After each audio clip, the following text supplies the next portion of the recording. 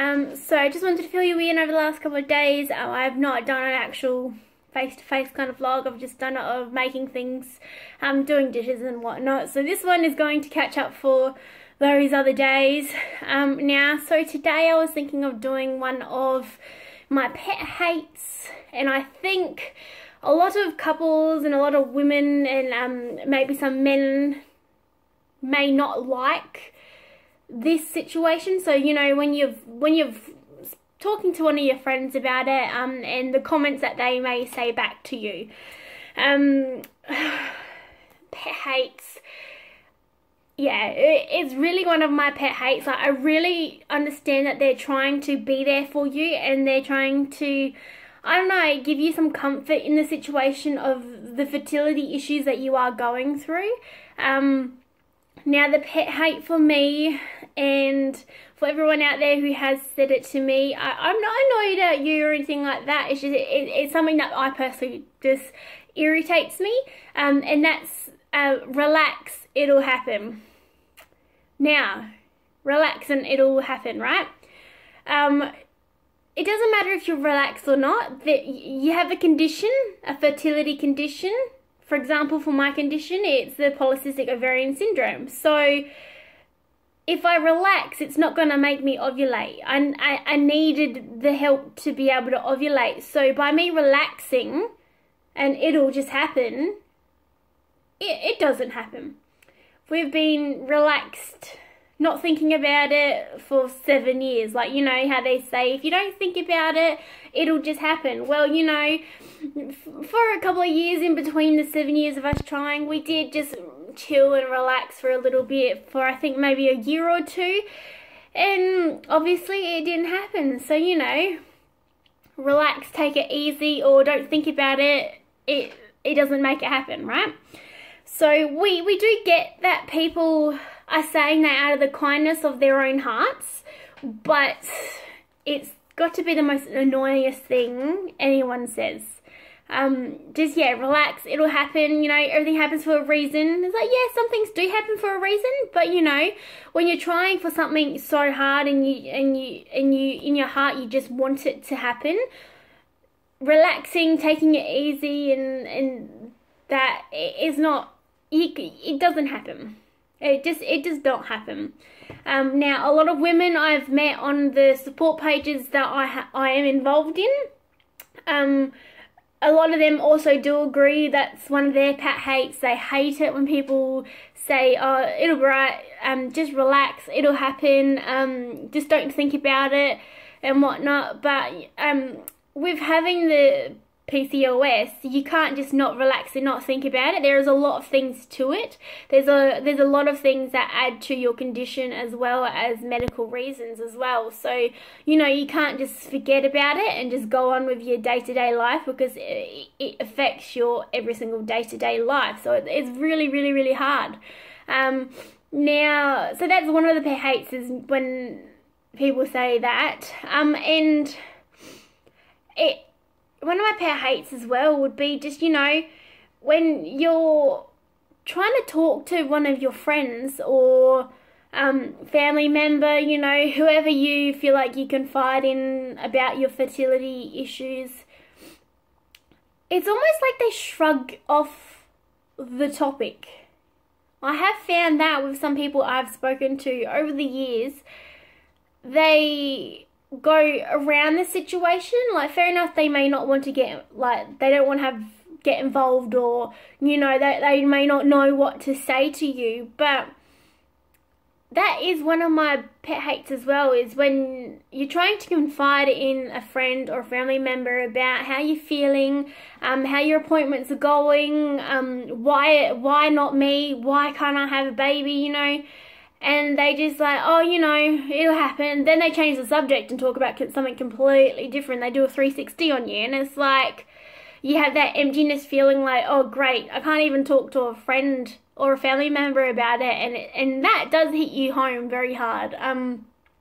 Especially when a lot of your friends aren't at the same level as you are in your life, or they've been to that level and they're beyond. And they get it then, or so, just, you know, yeah, I don't know. Yeah, it's very hard trying to talk to a friend or a family member, you know. They could be at your level and understand it and still fob you off kind of thing and change the subject and things like that. I think what that issue I think may be is because fertility issues are really never spoken about in day-to-day life. So that could, you know, that could also just contribute to it, and they may just, yeah, not know what to say, which is, I completely understand that. Like, I'm not saying that people all around me are like this. I'm just saying, you know, it's how some situations I've felt, and yeah, fair enough, they may not feel comfortable with it, but you can talk to me about anything and everything in your life. Why can't I talk about anything and everything in my life to you, like to friends or family kind of thing? So yeah, that's one of my pet hates. And now that I think of it as well, is yeah, there is really no awareness of fertility issues at school as well, you know. When I think back to sex ed in high school and whatnot, is you talk about how a baby's made, how long the mum's pregnant for, and the protection and everything like that. But you know, they don't really mention anything about possibilities that men may have fertility issues or women may have fertility issues.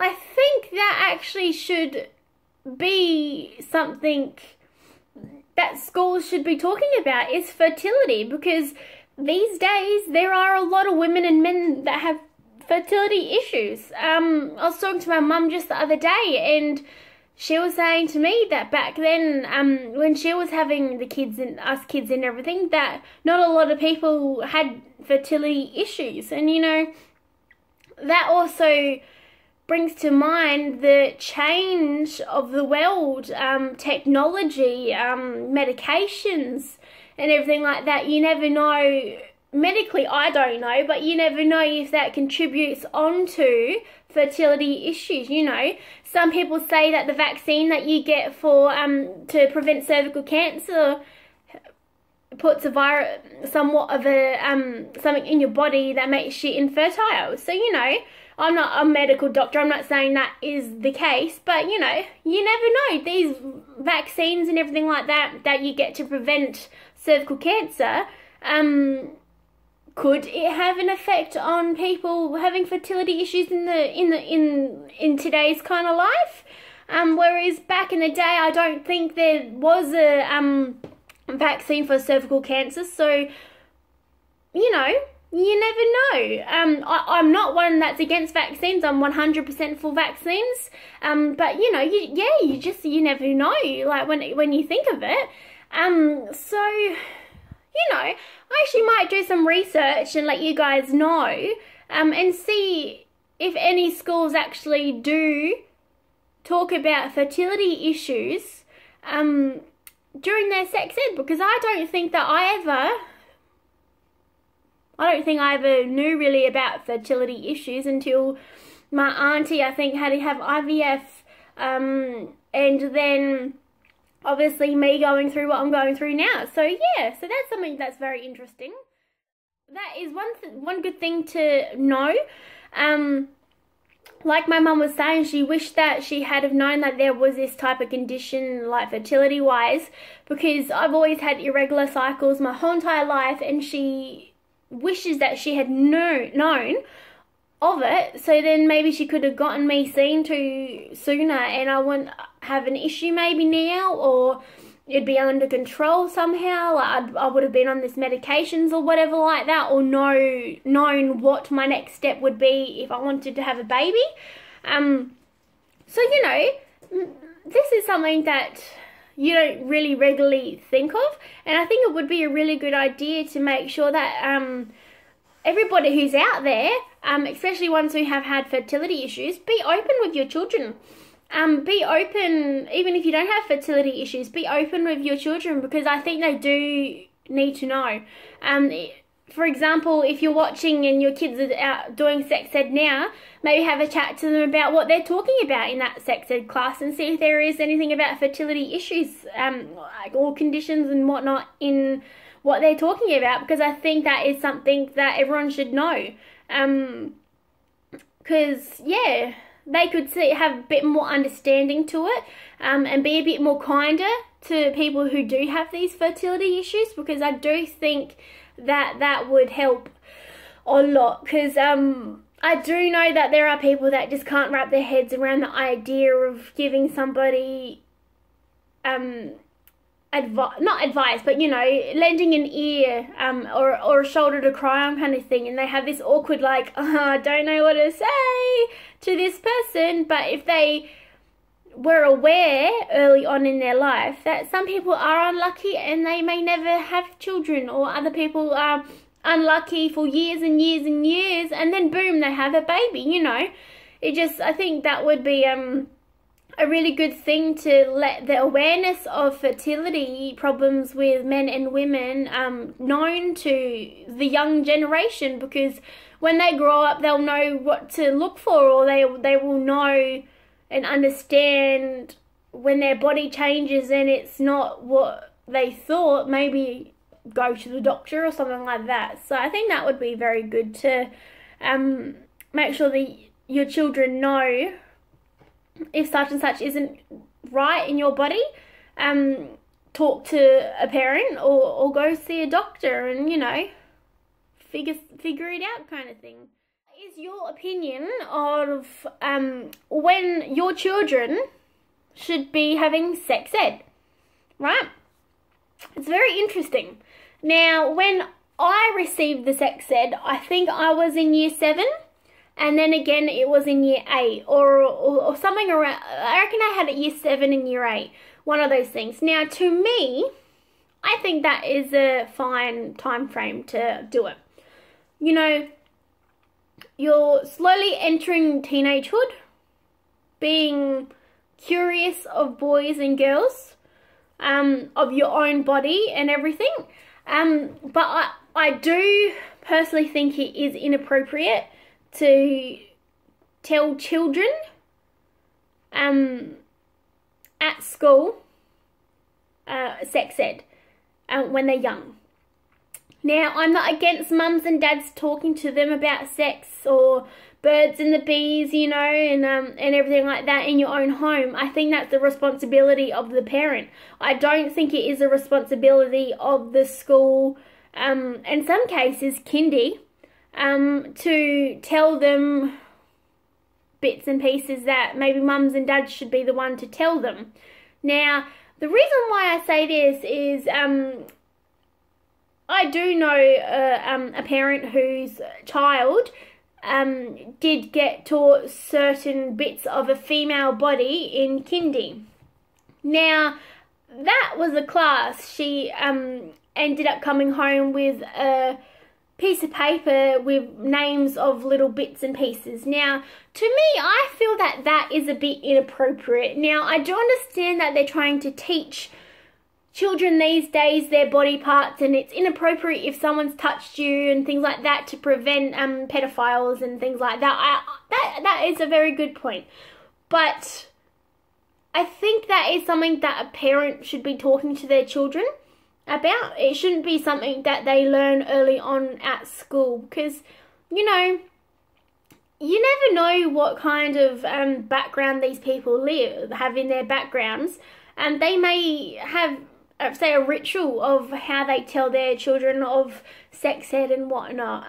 I can surely say that my mum spoke to me about birds and the bees, as you say, at a good age. I think it was just when the letter came home about sex ed, I think it was, that we were going to have that at school. Then she sat down and she goes, now, I'm pretty sure she was like, don't be scared, just, you know, listen to your teachers, listen to the information that they're going to give you and everything, and go from there. I was like, okay, no worries, you know. And yeah, just went in and sat and listened to the teachers, and same as in high school, sat and listened to the teachers, what they had to say and diagrams and whatever.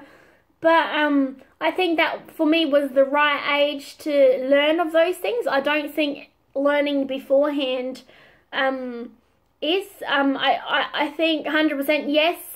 If somebody touches you here or down below that's inappropriate, say stuff like that, but don't tell 5 or 4-year-olds what sex is, because well, you see, it's a very hard pickle. Now that I say it, I think, it is good to let the children know of what it is, because so it saves them getting sexually abused, and they can go seek help. But I don't know, I don't feel easy with the fact that your child has just learned it at school and come home and tell you. I would rather it come from me. I would rather say to my children now, if somebody were to touch you in inappropriate parts, here, or, here kind of thing, come tell mum and dad. Now, saying that, I would hope that they would understand if anything were like that to happen, that it would get prevented. Like they come to tell you, because they understand that that's my parts. No one should touch it. So yeah, that's. It's almost like a 50-50. You don't want them to learn it at school, but then it's a good idea for them to know, because then they know that if someone tries to harm them in an inappropriate way, they know exactly what it could be and go seek help. I do see it from that point of view, but I'm just not eased that somebody 4 years old should know that a penis goes in a vagina. Like, fair enough, they know they come from your mum's vagina, but I just don't think I agree with it very well that a teacher tells your child sex ed. I think it personally should come from your mum and dad, I reckon. So I just wanted to thank you for watching, and again, if you did like this video, give it that big thumbs up, and somewhere around here is going to be a subscribe button. Click on the channel and subscribe. Thank you for watching and your support. Remember, take each day as it comes, because life is so precious. Thank you again for watching, guys.